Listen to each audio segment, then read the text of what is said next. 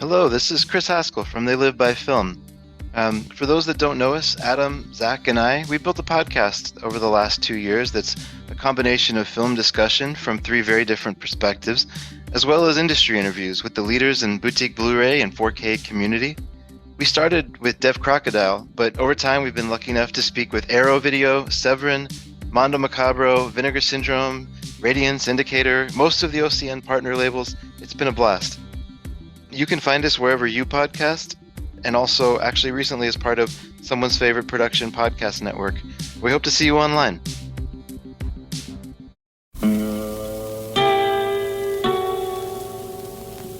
Hello, filthy movie lovers. My name is Gentry Austin. And I'm Casey Scott.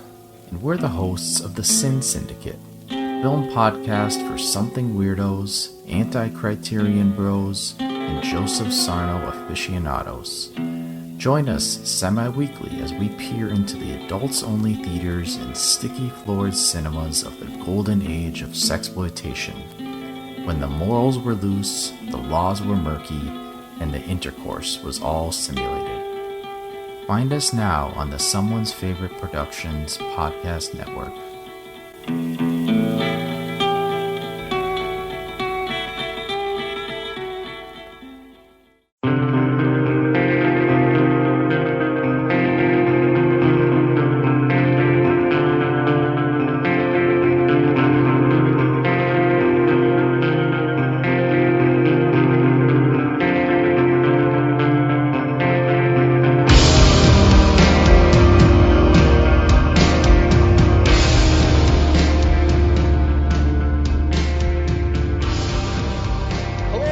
Welcome to the Kulturecast. I'm Chris Stachiw, and I'm joined, as always, by my co-host, the GD Dingling himself, Mr. Eric Niss. Hi! Eric is sick today, so I'm his mother. I'll be sitting in. Words escape me at a moment like this. I can hear you fuming on the other end, so I'll stop.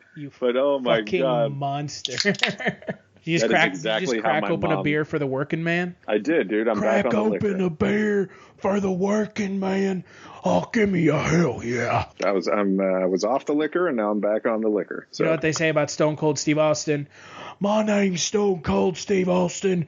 I got my own podcast. I go on down to the Trader Joe's, and they don't have enough parking for the Stone Cold mobile. I need to get my sea salt caramel gelato, the Stone Cold Steve Austin, the rattlesnake loves gelato. Now give me a hell yeah. That is, if you've never listened to Stone Cold's podcast, that's literally what he talks about. I think that's not what people say about Stone Cold. That's what Stone Cold says about Stone Cold. No, that's what Stone Cold says on his podcast when it's insane. Does he talk in the third person? No, but it's still funny to think that he does. He's not The Rock. He's not The Rock, Dwayne Johnson. Hey, I make terrible movies and I feud with Vin Diesel and I'm never going to get a job at Marvel because of it. The Rock, Dwayne Johnson. But we're not here to talk about those fools. We're here to talk about a trio of horror movies that Eric was like, hey man, watch these movies. And then I did. And then he was like, shit, I didn't think you were going to watch all of them back to back in the span of 24 hours. Yeah, I did not think that was going to happen because I didn't even do that. I was like, bitch, get the fuck out of here. It happened. So we're going to be talking about The Blackcoat's Daughter, The Void, and The Devil's Candy. One of the fucking worst titled films in the history of movies. It's actually kind of creepy now that I don't know. I didn't think it was the worst titled movie. It's a shitty title for a movie that's really good. So yeah. The Blackcoat's Daughter original title was much better than the title that they ended up giving it. Blackcoat's Daughter came out in 2015. However, it premiered this year on DirecTV Cinema, and you can watch it on iTunes. The IMDb synopsis for the film is 2 girls must battle an mysterious evil force when they get left behind at their boarding school over winter break. When you meet these people, do you say that she was murdered? Do you say then they had to do a blood test to see if her head matched the body?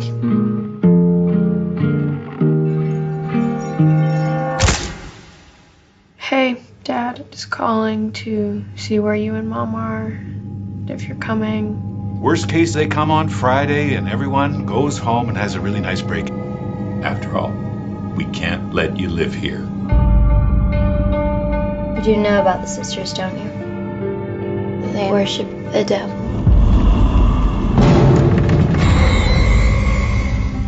Catherine, is there something wrong? Why are you doing this? Do you believe in God, Joan? Ever tried to look for him?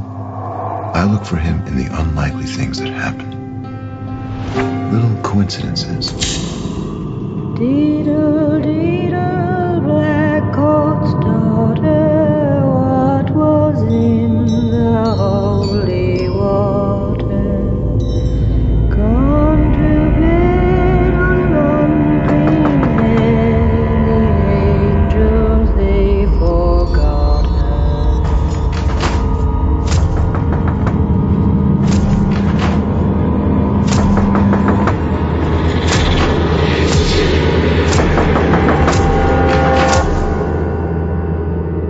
There's something funny. You smiled a little. Funny? No. Why? I mean, I just wish you could stay and see my performance. That's all.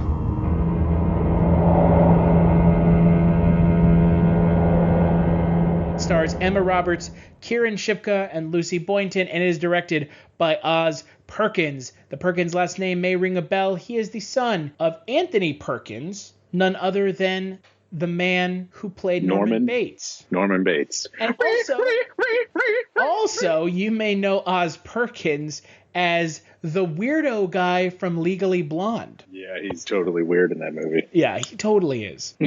Eric, you wanted me to watch this movie, so I'm going to divert to you first. Thoughts on the film? I've been interested in seeing, actually all three of these movies have been like one of those movies that they premiered like several months, or in this movie's case, like a year and a half ago. And so I've been waiting to see this movie for a really long time. So when it finally came out a few weeks ago, and I could actually watch like a proper version of it and not like a screener, I was really stoked, and I watched it, and it was very much not what I expected, but I really liked it. It's really slow, like almost painfully slow at times. But the whole movie's like this mood and like feeling piece. Like it almost, like the story is really, really secondary. It's really just like more about like the feeling that the movie is just like trying to get across. I don't know. I mean, without delving into spoilers right away, I really liked it. I have a feeling that your opinion is going to differ from mine a little bit. Yeah, you'd be right in that regards. You know, I love slow horror movies. Are you a film fan who loves the ultimate home video experience? Look no further than The Disconnected. Your host, Ryan Verrill, is your go-to source for the latest and most accurate information on home video releases, exclusive interviews with industry insiders and filmmakers, and has established a thriving community where every film and physical media enthusiast feels welcome. From hidden gems to blockbuster hits, The Disconnected brings you insider knowledge and a welcoming space to share your love of cinema. Watch every Thursday night at 9:30 Eastern, 6:30 Pacific for the live announcements show, and follow The Disconnected on social media to stay updated. Subscribe to The Disconnected on YouTube or on the podcast provider of your choice, and dive into a world where every movie night is an adventure. Have you ever wanted to dive deeper into the horror movies you love? Beyond the Blood is a horror podcast for fans who want more than just surface-level screams. We do deep dives into the movies that shaped us, digging into director commentaries, behind-the-scenes stories, deleted scenes, and the special features that most people skip. Each episode is a love letter to the genre. We break down how these films were made, the creative risks that paid off or didn't, and the lasting impact they've had on the genre as a whole. From 70s slashers to modern nightmares, we celebrate the craft, chaos, and characters that keep us coming back. If you're the kind of fan who rewatches movies with the commentary on, or you simply grew up in the video store horror aisle, the Beyond the Blood podcast was made for you. New episodes every single week. Subscribe, and let's dig deep. Welcome to the Beyond the Blood podcast.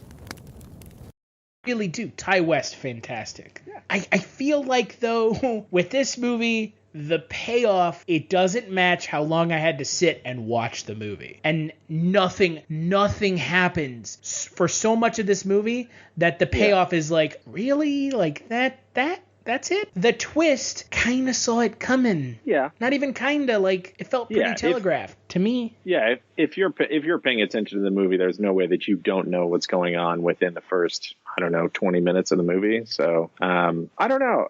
To me, watching this movie is almost like standing at a museum and staring at a piece of artwork for an hour and a half, as opposed to like watching a movie. So it's like a different experience than you expect out of a horror movie. And I don't know. There's something about this movie that has stuck with me that I really, really liked. I mean, the whole satanic angle of this movie is done really well and really like subtly. And I almost wish they would have like played that up more. I don't know. This movie's like an exercise in restraint. Like, how little can you do in a movie and then still like have a story that like makes sense kind of and works? I mean, I don't know. I think this movie would have worked better as like a short form movie, like something that was maybe 30 minutes or 45 minutes as opposed to like an hour and a half, because an hour and a half of watching this movie feels like it's 2 hours.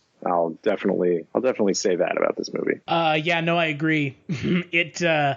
I fell asleep the first time I watched it, so that's a thing. I had to watch it twice, which is not a thing that happens to me normally. Actually, pretty much ever, which I was actually kind of pissed about because normally I'm way better about not falling asleep during movies.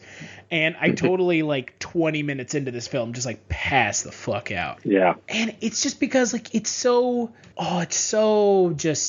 atmospheric, and I get it, and I like that it's atmospheric, and I like that Oz Perkins went out of his way to make this film that really has a unique sense of style and purpose. But, I've seen films that are better than this that do exactly what this movie does, which is slow burn. It slow burns as long as it can theoretically slow burn without feeling over the top. This film slow burns essentially to the last like 3 minutes of the film. Yeah. And it also treats the audience like we're idiots, because it kind of treats us like, oh, there's this big twist, but you don't get it. Nah, I mean... Yeah, the problem is this film is almost predicated on a twist that isn't that big of a deal as a twist. Yeah. It's not that big of a deal as a twist. No, it's not. But it acts like it is, and it also acts like we should not have known what the twist was. Like we're somehow dumb. I can think of a couple of interesting ways in which they could have done the same twist and made it way more crazy and had the payoff be like way better. Oz Perkins has a great eye and a great sense of how to direct a scene and what he wants to get out of a scene and the kind of style that he wants in a film. I mean, the film is stylistically impressive. It is an impressive film. However, for me, style only goes so far when it comes to me sitting through a film that's almost 2 hours long. I mean, it's an hour and a half, but like you said, it feels like it's 2 hours. And I'm shocked that it's an hour and a half, because it feels like 2 hours, and if you're really not into it, it'll feel like it's 3. Yeah. Yeah. No, it definitely feels a lot longer than it is, which is definitely one of its biggest downfall. I don't know. There's still, I don't know. I know that feeling and style and vibe only goes so far, but this movie somehow gets me there. I don't know. It gets me just far enough to where I can be like, I'm into this movie. I don't know if I'm going to watch it again anytime soon. It's not really like a repeat watch movie, but it's like one of those movies that, like I've said before, it's like going to the museum and appreciating some like really interesting off-kilter like piece of art and just kind of like soaking it in for a long time and sort of standing there and appreciating it. And that's kind of what this movie feels like it was going for to me, as opposed to like just like a straight up go ahead movie, like where it's telling you a story from start to finish. And this is more, it's telling you a story, but it's almost telling you a story through feeling feeling rather than through like an overt, like a more concrete method, you know? And Oz Perkins directing The Blackcoat's Daughter as his first film, I think, is the most impressive part about this. The fact that it's his first movie, yeah, is crazy. Right. It's not Jordan Peele level of impressive. True. And this is, again, this could have turned out that movies, way. Yeah, this could have turned out that way, though. He wrote and directed this film. Yeah. I feel like this movie was more style than substance. And that kind of stinks, because if it had been less style, more substance, I probably would have enjoyed it a lot more. Yeah. But it really goes out of its way to be like, we're going to set this mood for 100 minutes. Yeah. And then the last 10 minutes, we're going to start unraveling the plot. And then the last 2 to 3 minutes, you're going to finally be able to put all the pieces together. But again, if you are even mildly interested in the film, you'll put all those pieces together way ahead of time. Yeah, it's true. And that to me is a big disappointment. The people who are really going to appreciate this movie, at least on some level, even though you may not like the movie as like a whole, are still going to figure out, you know, what the big twist is, you know, like I said, 20, 30 minutes into the movie. I don't know. I mean, I feel like we can't really talk any more about this movie unless we talk spoilers. So, but I don't think we need to. I don't think we need to talk spoilers. No, I don't think so. This movie is too new to talk about spoilers. Okay. I don't think we should talk spoilers for any of these movies. Okay. Do you? I don't think we should. I think this movie is too new to talk spoilers. Okay. All right. So yeah, let's because let's the next two movies I think we're going to suggest to people, and those would be best left unspoiled, kind of like this movie, because I feel like, as much as I had problems with this movie, I would tell someone to watch this movie. Yeah. It wouldn't be like the top of my list, because there are movies that are very similar to this film. Yeah, that's true. I can think of a handful of movies that are really close to this film that I like better than this film, but this is... The Witch. Yeah, The Witch. I mean, this...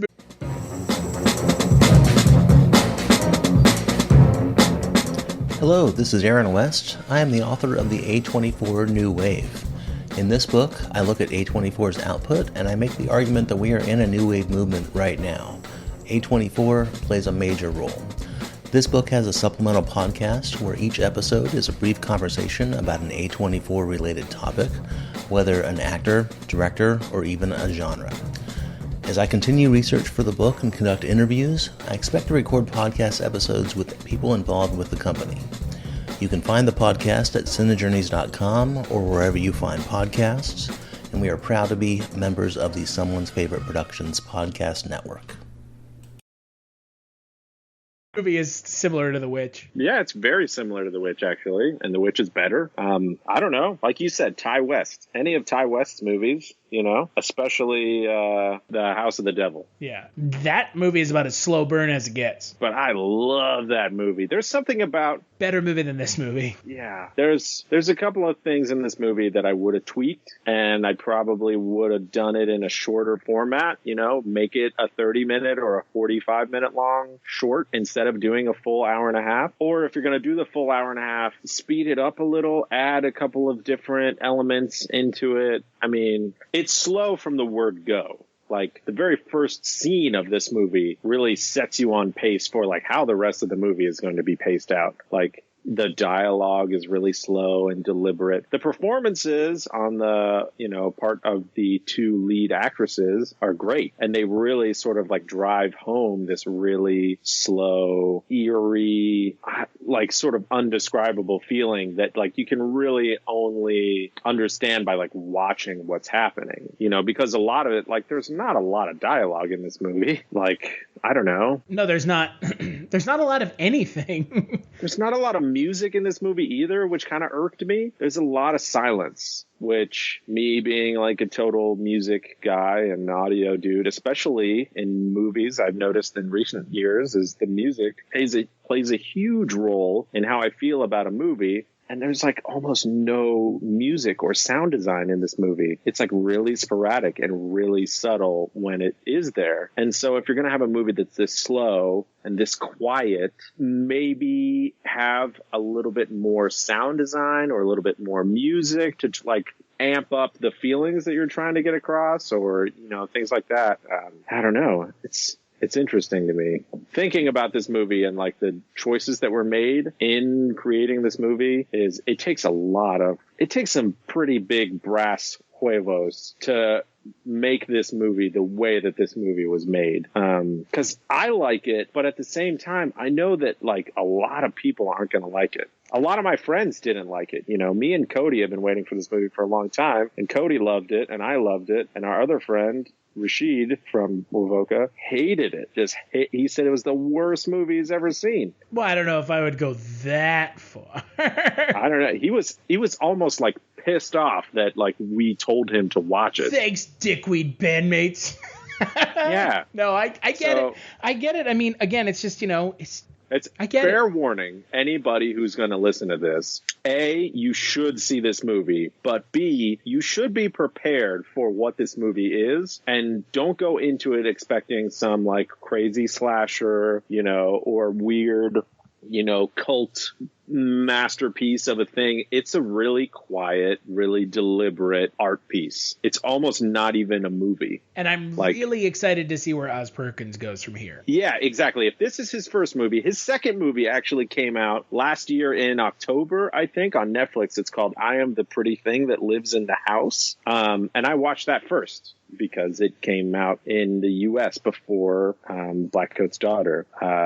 And I'm the Pretty Thing That Lives in the House is the same kind of feeling. It's really slow, really deliberate. There's a little bit more going on, which is good. You get a little bit more character development, but it's a really quiet, really sort of like surreal ghost story. It's an interesting movie to watch. For sure. But I don't know, same kind of style. So far he's way slow, really highly stylized movies, 2 for 2. So we'll see sort of where he goes from here. I think he has some really cool potential to make some really cool movies that are very different from a lot of other people. Yeah, no, I would agree.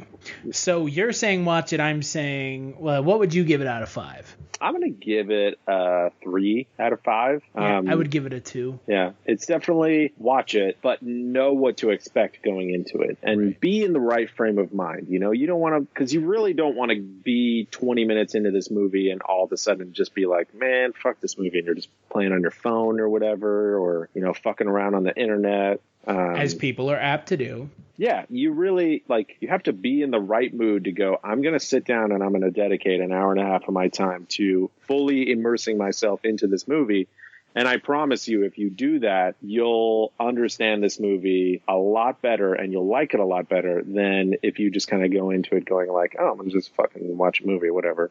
Because there's not enough going on to capture your attention every 5 minutes, every 10 minutes, like most movies are built to do now. Right. Where there's some new big explosion or set piece or character or, thing that happens every couple of minutes that draws you back into the story, Yeah, no, again, if you can't give this film your full attention, you're not don't bother. Yeah, you're not going to enjoy it. Yeah, really, don't bother. But let's talk about our next film that should keep your attention pretty well, depending on how you feel about giant tentacle monsters and just practical effects. And if you're like me, giant tentacle monsters just give you a massive erection. So, oh yes. So let's talk about. I said the 2 words that just get me going: tentacle monsters and practical effects. Oh my God! I need to readjust my pants at the desk that I'm sitting at. So let's talk about The Void, which came out 2 weeks ago, premiered last year at the Toronto International Film Festival. The IMDb synopsis for the film is: shortly after delivering a patient to an understaffed hospital, a police officer experiences strange and violent occurrences seemingly linked to a group of mysterious hooded figures. I can see it all before me.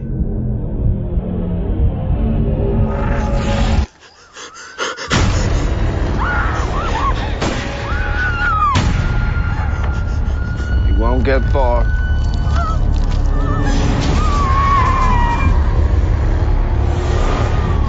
I need hands up front, bring a stretcher. Where'd you find this guy?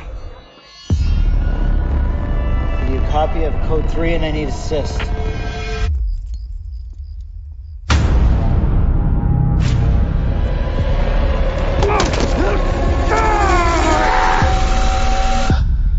Daniel?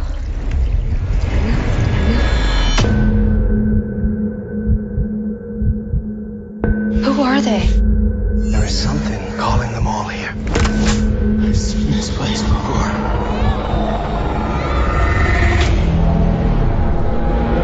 Everything has led to this. You will become something remarkable. They did killings and sacrifices. They made people change. Nothing else matters now. It isn't real. It's not real. It's not real. This isn't the end.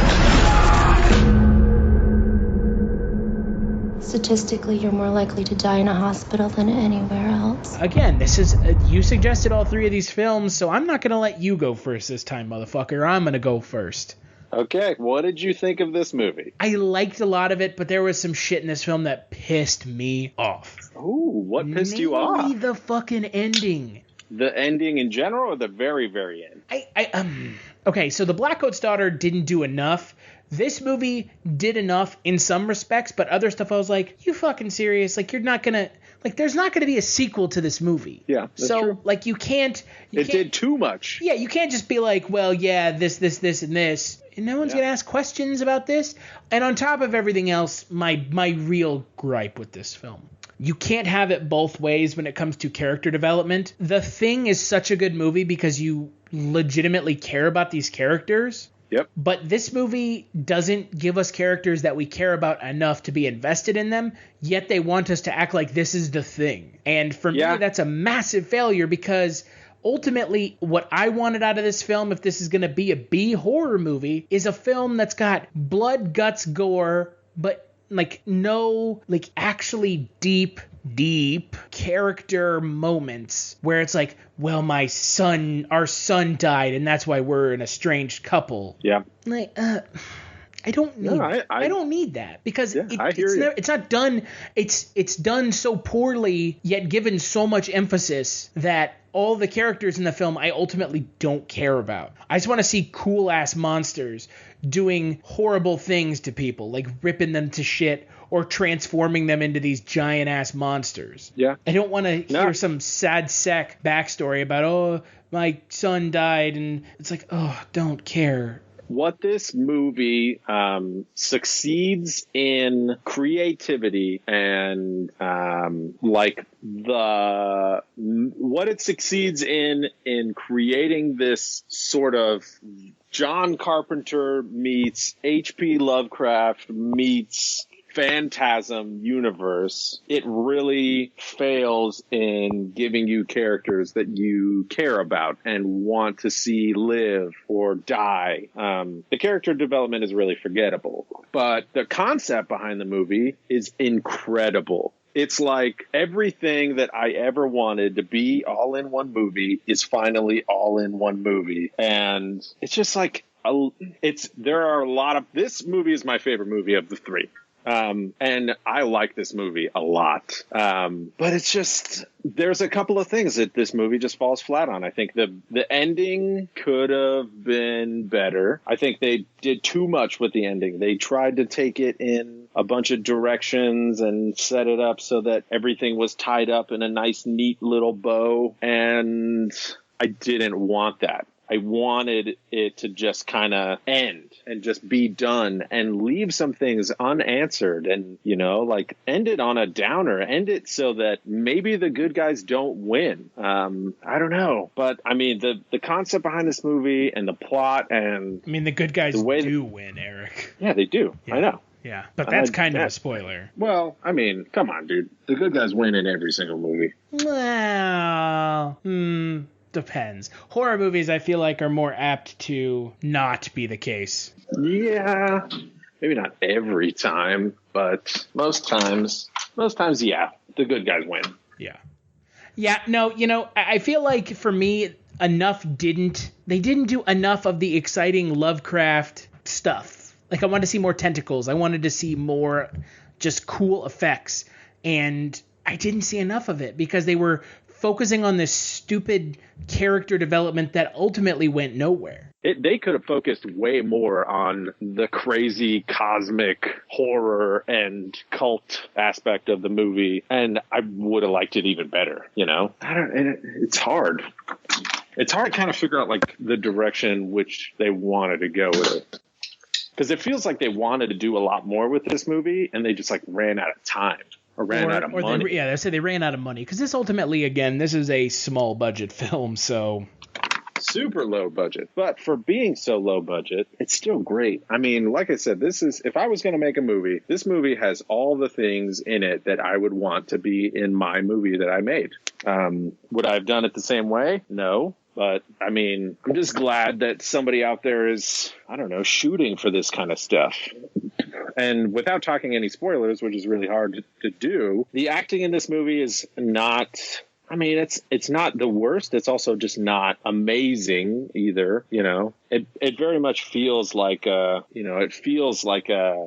B horror movie, but like with a horror movie aspiration. Yeah. Well, I mean, you know, we're always going to hold things up to the gold standard of, you know, anytime you're talking about a creature or alien movie or things like that, you know, we're going to go back to the 80s and we're going to say, let's talk about the movies that had unlimited budgets, you know, back in the 80s when they were just throwing money at people to make whatever the fuck they wanted because it was the 80s and they did that. You know, when you look at things like The Thing, and the creature design of that movie is honestly better than the creature design of probably any other movie ever, period. I don't know of another movie that is like on par with the creature design of that movie, you know. And then we just talked about Predator recently, and then we talked about Alien and the monster and makeup and costume design and the creature design of those specific characters and everything, you know. And you think, you know, 30, 35 years later that, you know, people would be able to pull that stuff off, but it's 100% just a money thing, you know. I think if these guys would have had, you know, 10,000, 20,000 more bucks, we would have seen some insane shit. But, you know, they had to kind of work with what they had. And what they had was still great. I'm still glad that this movie exists. I'm still glad that I went and I saw it in a weird theater in an office building. And it was like a really weird, creepy experience. Yeah. That sounds like a creepy experience. Yeah, it was like showing at this weird movie theater that's like not a movie theater. It's like in an office building. And there was like a security guard that was like all pissed off that all these people were coming into his building. And he was like locking the door behind us and everything. And I was like, is this part of it? Or is this just like this building? I don't know. It was weird. Are we in on this? Do they even know? Yeah, like nobody knew what was going on. Like, I don't know. It was crazy. So I think for me, the things that, like you said, the things that this film does right versus the things that this film does wrong and doesn't do enough of is more than The Blackcoat's Daughter. So I was a little higher on this film. Yeah. However, ultimately my real problem with this film is none of the characters were memorable, and the gore and creatures just left a tad to be desired. Yeah, and when you have characters that are sort of forgettable, you want to have other things that are more memorable, like the creatures and things like that. And really what's memorable for me about this movie is not necessarily the creatures and the special effects and everything, but the set pieces. So without going into spoilers or anything, you have basically like several moving parts all coming together in this one kind of perfect storm that the movie makes it feel like it's almost predetermined, but at the same time, like there are people there that weren't meant to be there. And there's a lot of things about this movie that, I mean, oh God, it's hard for me to talk about without talking about spoilers. There's a handful of scenes and sequences in this movie and the way that everything comes together that are really memorable to me and will stick with me for a long time. And I watched this movie in this weird theater, and then I came home and I bought it on iTunes and I watched it again like the next night, you know. And so I've seen this movie, you know, twice now, and I still like it. But there was, you know, it's a same kind of thing. There were people walking out of the movie just going like, what the fuck did I just watch? That shit didn't make any sense, you know? Or, I mean, it's one of those things where what I feel like is the common thread with all of these movies, and we'll kind of get into it a little bit more after we talk about the third one, is that the hype buildup for these movies almost eclipses what they are. And it's a shame that happens. And I feel like almost the reason that happens is because these movies get stuck in this like distribution hole where they make the movie and they screen the movie and then it doesn't get put out for a year, you know, or more. And so we're hearing these whispers for a year about how crazy this movie is, how cool this movie is, how good this movie is, you know, how, you know, it's, these guys are the next big things in horror and stuff. And, you know, based on these three movies, I can't wait to see what all three of these, you know, directors, you know, put out next, because as low budget indie movies, all three of these movies are awesome in my mind for different reasons. And they all sort of have common threads, which is kind of why I wanted to talk about them all together. And they all came out around the same time, you know,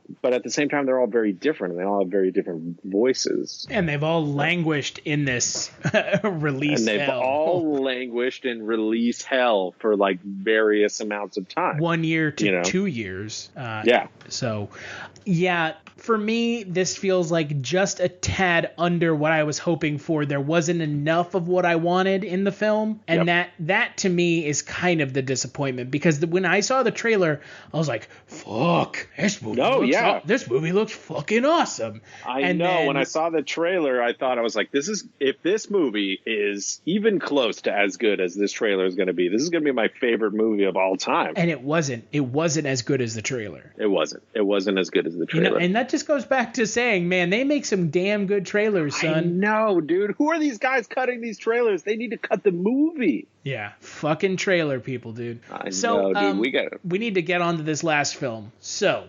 Oh yeah, we're running out of time. What would you give this film? I'm gonna give this movie. I'm gonna give this movie a 4 out of 5.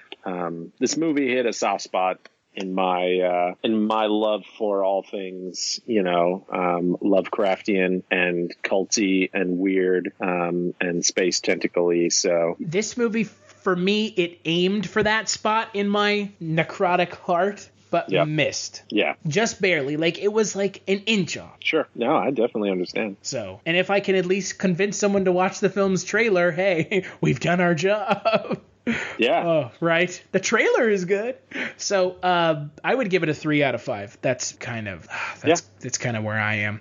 So let's talk about the last film. The last film is the hilariously titled The Devil's Candy. It's only hilarious because you say it like that. By God, that's the Devil's Candy. Oh, God. Film is the second? Yeah, it's the second film from Tasmanian director Sean Byrne. His first film we actually covered last year, The Loved Ones. I really enjoyed it. It's a pretty fucked up movie, but it's a good horror movie nonetheless. Yep. The IMDb synopsis for the film is: a struggling painter is possessed by satanic forces after he and his young family move into their dream home in rural Texas in this creepy haunted house tale. We've come to the place where we joke about the idea of the devil. But that is Satan's lie to distract us from the reality of who he is.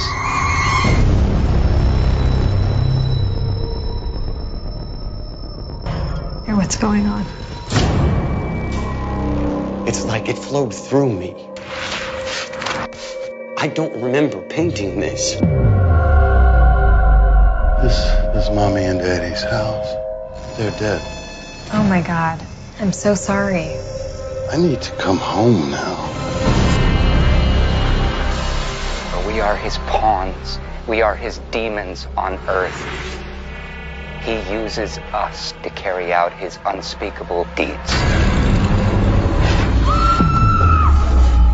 We satiate his hunger. Your latest work is wonderfully disturbing. Oh my God. I didn't mean to do this. To sacrifice. He will slither into your soul.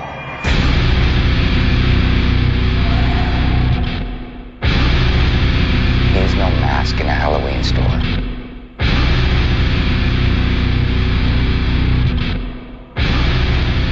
He's not what you see in the movies. He is an active, violent, personal reality.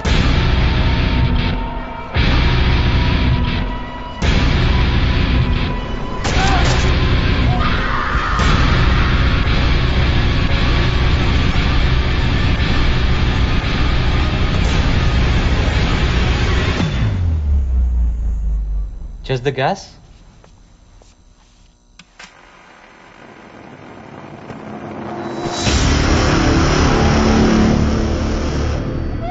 He's right. You are the sweetest candy of them all. Again, I'm going to circumvent you. You told me to watch this movie, so you clearly liked it. Of the three films we watched, this movie was the best. It's like I said, The Void is my favorite, but this is a very close second. I like this movie quite a bit, yeah. Even if this film's title is straight up stupid. I mean, this film's title is awful. I don't know. If I told you, go watch The Devil's Candy, you'd be like, no, pervert. Whatever that is, I don't have any interest in watching it. Are you kidding me? Anything that has anything satanic in the title, I will watch. But that's just because I'm a heathen. I'm a Satan-worshiping heathen. I worship the devil. The devil is inside of all of you. He's deep inside of me with his fat red dick. I mean, I don't know what else you want me to say. I knew it was coming. I was like, he's gonna say dick. He's gonna say fat red devil dick. He's gonna say fucking devil dick. You just know it. I like this movie the most because it does so much with so little. This movie is 79 minutes long. It is. Yeah, it's awesome. It is not even an hour and 20 minutes. Yeah, it's great. Holy shit. Like, that's pretty nuts. This podcast, the amount of time that we have on Mixlr is 1 hour. The movie's 29 minutes longer, and it's probably only about 24 minutes longer because of all the credits and everything else. So This movie does so much with so little. It had an original cut of 90 minutes, and the festival circuit was cut down to 79 to streamline it. And I think that whatever they did made this film this film just goes. Yeah, it just goes. It's all three of these movies, make no mistake, are slow burn movies. This movie feels a little less slow than the other two, but it's also... I mean, I don't know. The Void's only like 80-something minutes. It's not even an hour and a half. But there were parts in the Void where I was not engaged. Yeah. There are parts in the Void where it gets real slow. I was engaged throughout. This movie sort of takes that atmospheric, sort of like art house look at a horror movie. And that slow burn, that you're constantly getting more and more uneasy as the movie goes on, and really does it in a really, really good way. There's a lot more that happens in this movie, especially than the Blackcoat's daughter. This movie, I don't know. All three of these movies are semi-satanic in different ways, I guess you could say, or cult-ish, or they all have the common feeling of, the invisible hand or entity that's controlling the situation sort of behind the scenes. And this movie is very overt in its satanicness. To the point where there may or may not, be the devil in this film played by someone. Yeah, I'm still not 100% convinced that that's who it is, but it might be. Ethan Embry's, is that his name? Ethan Embry? Yeah. We might be saying his name wrong. It might be Embry. Whatever. Ethan Embry. His performance in this movie is awesome. He is the reason that I like this film so much. Ethan Embry, pretty much great in everything I've seen. I always remember him as one of two things. Either the younger Griswold son from Vegas Vacation. Yep. Or as one of the fucking douchebag stoner guys from Harold and Kumar Go to White Castle. Yeah. Where he's hanging out with the pterodactyl guy. which is hands down one of my favorite parts of that movie, when they're fucking so stupid. kayaking in the convenience store. Yeah. And then it turns out that they're like actually a bunch of pussies listening to like the fucking Wilson sisters in their car. Yeah, it's true. But Ethan Embry is fantastic. He's a fantastic actor. He's just a good character actor who when given the right stuff, I mean, he was on Walking Dead, I'm assuming. I know he was on the. If you're looking for more horror outside of the mainstream, look no further than Unsung Horrors, a podcast about underseen horror movies. I'm Lance. And I'm Erica. Every other week, we'll cover a horror movie with fewer than 1,000 views on Letterboxd. We'll even give you double feature recommendations to pair with the movies we discuss. From gothic to shot on video, from slashers to comedies, from giallo to J-horror. We'll cover all the subgenres. So join us as we unearth these hidden gems of horror. Follow us on Instagram, Twitter, and Facebook, all at Unsung Horrors, available wherever you listen to podcasts. And part of the Someone's Favorite Productions podcast network. On the show. I mean, everything that I've seen him in is great, but he's always kind of a bit player, and then you give him some room, like in this, and he really shines as an actor. Yeah, no, he definitely makes this movie. Him and the little girl that they got to play, his daughter. And then also, God, what's his name? The other main guy in the movie who's in Constantine and a bunch of other shit. Oh, Pruitt Taylor Vince. There you go. And he is creepy in everything. But he's great. He's great in this film, and he has a good backbone to build this film off of. Oh, yeah. Those two, specifically Pruitt and Ethan, playing off of each other. And you sort of like see the sort of oppositeness, but also similarities in the characters. And then the lines start to blur a little bit. And this whole movie is sort of built like around that notion. Right. It's built around the two of them. Yeah. Yeah, essentially being two sides of the same coin towards the end of the film. Yeah, and it's, I don't know, the way that it's done is fantastic. Have you seen The Loved Ones? Yeah, I have. Do you like this better than The Loved Ones? Yes. But it's a very different movie. It's a different movie, but they touch on a lot of the same stuff. Like, family was a big deal in The Loved Ones. And family is a huge point in this film. Yeah, but I mean, you're talking The Loved Ones. Stylistically, though, they're very different. Because stylistically, The Loved One is like The Breakfast Club and like it's a Breakfast Club slasher. Well, it's more like Pretty in Pink. Yeah. And the Texas Chainsaw Massacre had like a horrifying baby. This movie is really like, I don't know, Metallica meets Texas Chainsaw meets The House That the Devil Built, kind of. Because it's like a haunted house movie. Yeah, almost, yeah.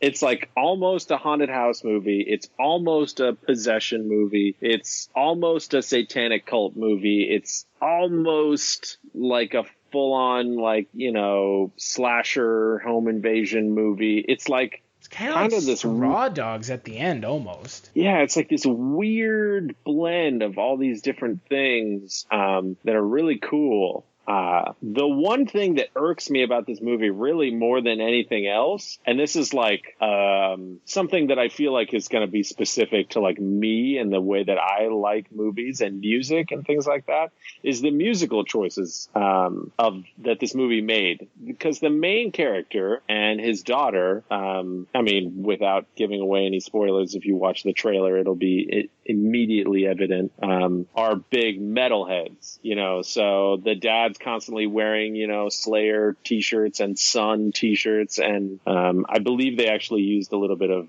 the band Sun's music in those great devil drops in the movie and everything like that. And there was those sweet devil drops. I don't know what the fuck he's saying, something, but it's just like it's like weird, just inaudible growling. But the one thing that irked me about this movie is there's a bunch of parts in the movie where like the music, and there's like once or twice where it's the music is like coming out of like the car stereo type of thing, you know, and it's like this really fast, you know, kind of generic metal that like your average person would be like, yeah, that's death metal, like that's the kind of music I don't want my children listening to. And I wish they would have, instead of going like overt, like let's have some fucking, you know, thrash metal band or whatever that we're friends with, like, you know, be in the movie. I wish they would have been more subtle with their musical choices and gone with more like atmospheric, droney type of music, and them looking the way that they do and wearing the t-shirts and everything that they do is evident enough to their musical tastes and everything, not even touching on the overt like metal inklings that are like an integral part of the story that like if you watch the trailer you'll know what it is, but I won't give it away.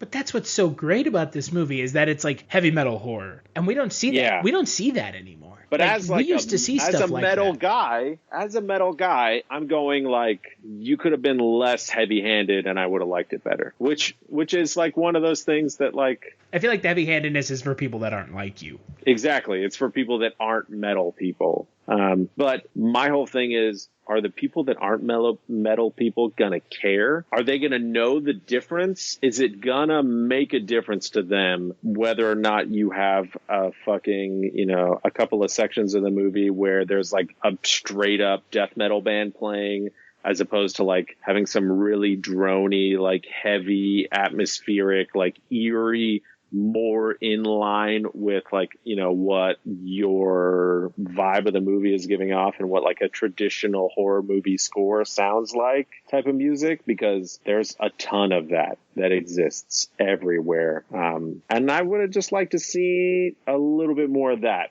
and been a little less heavy-handed with like the overt use of just like, we're a metal family and we're Check gonna out listen my to long fucking hair. She has a guitar. Yeah. No, I get you. It's like, you don't have to prove to us you're metal. I mean, you can prove to us, but you don't have to like fucking overdo it. And the guy, it seems like the guy who wrote the movie and directed it, like, is obviously a metal fan and knows a lot about metal because, you know, the choices of the music and the choices of the, you know, clothing and things like that are all stuff that, like, a person who actually listens to metal would actually, you know, pick up on. Yeah. Yeah. No, I but got at the same time, it's like, it's a little too pandery for me. Gotcha. As like a metal human. Yeah, I mean, but again, this is the movie, so they always have to overdo it. Yeah. As a Terminator, I think there's too much overtly metal themes in this movie, because that's what I am. I'm just a really overweight alcoholic Terminator. I like the use of color in this film. You know, oh my God, it's beautiful. Right. They outdo The Void, a film that like really relies on color. They outdo The Void in use of color. The Void is very like monochromatic. Yeah, which but is also really like interesting. There's like some interesting stuff that they do in that film. Yeah. This movie is much more, because the main character is an artist, they really use that to like paint scenes almost. Yeah. You know what I'm saying? Like, But this film also is stylistically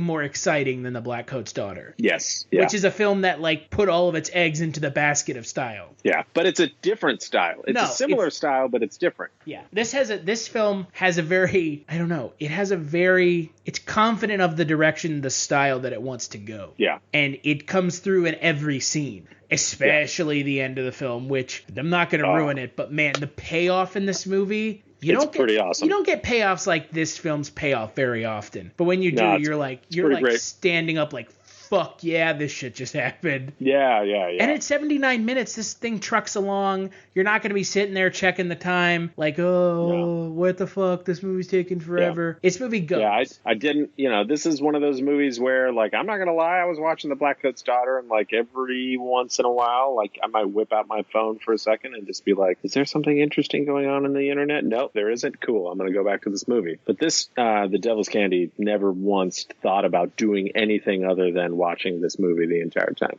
It's great. And the fact that it's so short and concise, you can really tell, you can't really it's not cut to the point where you're like, why does it feel like there are parts of this movie missing? It just feels like all of the extraneous bullshit that was in this movie was cut out of it, and it's just like bare bones, streamlined, hot rodded, and ready to fucking roll. Yeah. So I agree. Yeah, this movie's I don't know. If you're a fan of metal, if you're a fan of slow burns, if you're a fan of Satan, watch this movie. And I am, and you are. So it works out. I mean, it's just... I am. I love metal. Of the 3 films that we watched, this was definitely the best. Yeah, I think of the 3 movies, I will say that this is the best executed movie. Is it my favorite movie by an inch? No, because of the void subject matter is literally the only thing that's going to make it, that's going to make me like that movie a little bit more than this movie. But it's definitely the best made out of all 3. It's the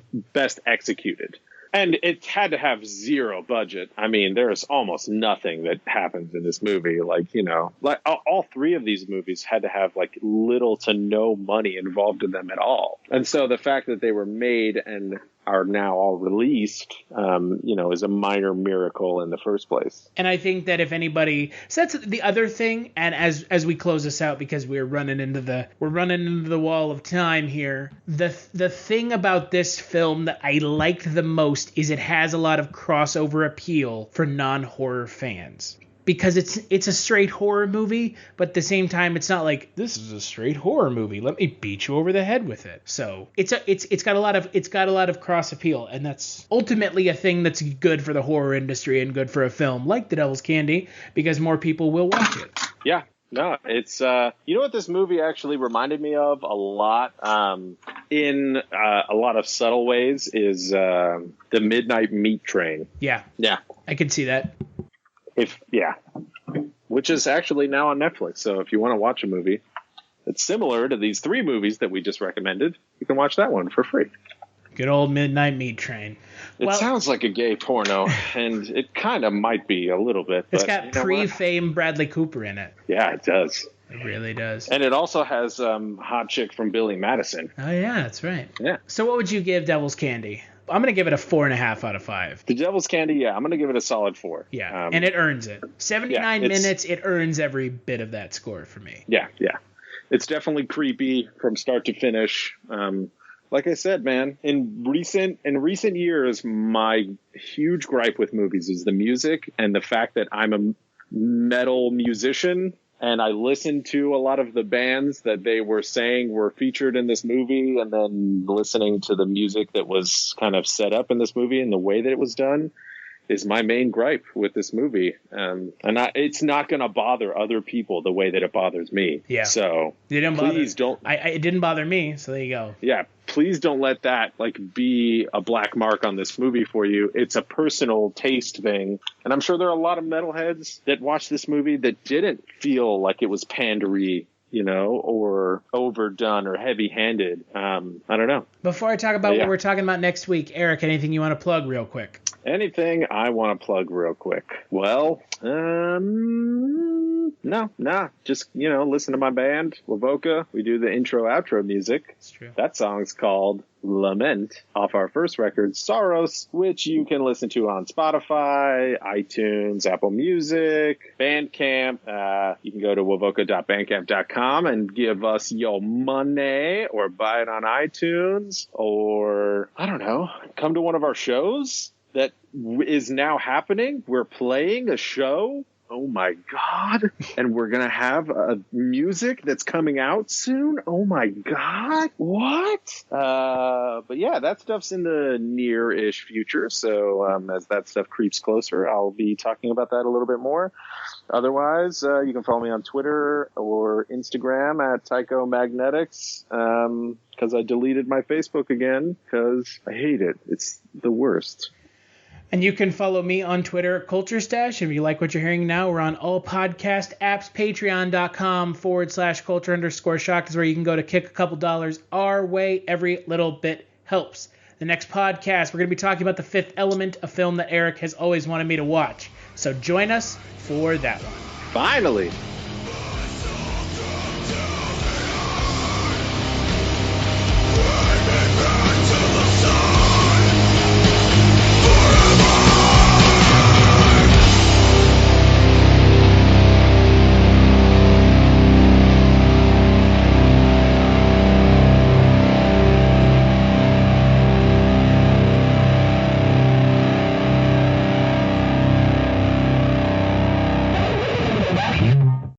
Hello and welcome to Tumbleweeds and TV Cowboys. My name is Hunter. In this podcast, I'll be joined by a different guest each week to discuss a classic Western movie or TV show. I've been a fan of classic Westerns for as long as I can remember, and in recent years, they've become very nostalgic for me. I love the aesthetic, the tropes, and I love seeing different filmmakers' takes on them. At their best, they're incredibly entertaining, rewatchable, and some of my all-time favorite movies are Westerns. We'll mostly focus on Western movies made in Hollywood, but we'll also be covering spaghetti Westerns, and one thing I'm very excited to get into are Western TV shows. I've got some amazing guests coming on the show, film professors, historians, and podcasters, and Tumbleweeds and TV Cowboys is part of the Someone's Favorite Productions podcast network, and many guests on the show will be from other shows on the network. Thanks for listening. The audio commentary. It's a dying art form, but here at One Track Mind, I, your wonky yet affable host Ryan Luis Rodriguez, analyze film through the prism of these embryonic forms of podcasting, one audio commentary at a time. Masterpieces, crapster pieces, live action, animation, cult classics, films literally no one has ever heard of. No track is too small, and no track is too big. Join me and my guests from the entertainment world as we keep these features alive every other Tuesday. Hey, who else is going to discuss Bill and Ted's Bogus Journey one week and Citizen Kane the next? Us, that's who. Sure, you have to put up with my voice, but there's a certain give and take in this industry. That's One Track Mind, part of the Someone's Favorite Productions family and available wherever you get your podcasts.